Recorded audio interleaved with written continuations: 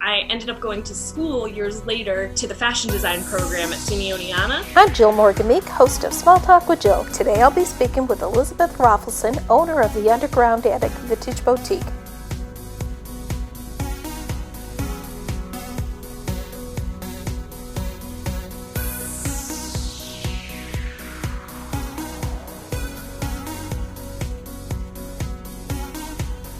The Underground Attic is a little pocket of decadence in upstate New York filled with restored vintage treasures from 1820 to 1980. Elizabeth studied costume history in college and does the research and the restoration on pieces to restore them to their former glory.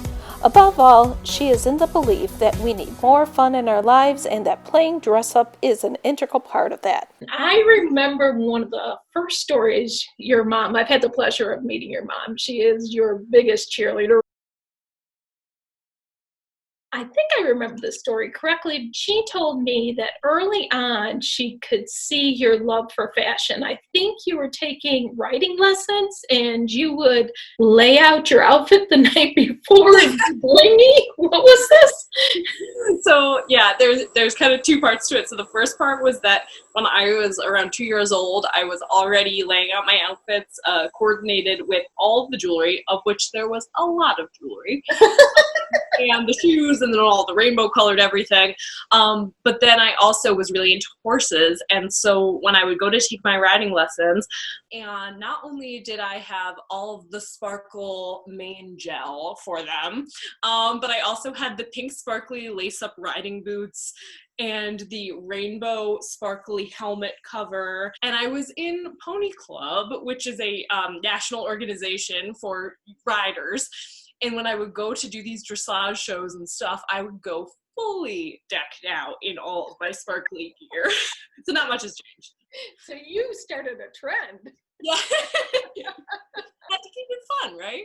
I love it. So now that jewelry, was it vintage jewelry? Was it jewelry? Yeah, it was. Mom's jewelry box? Some of it was my mom's, and then actually another local organization, the Catskill Puppet Theater, they were really and are really good friends of my parents, and they had a lot of extra supplies that they would use to make the puppets, and they had this magical barn full of all of this beautiful fabric and all of this old jewelry that a lot of it they'd use for parts, and so I would get the offloading of all of that stuff, much of which was vintage, and get to play dress up in all of it. I ended up going to school years later to the fashion design program at SUNY Oneonta, and through that did a concentration in historic costume.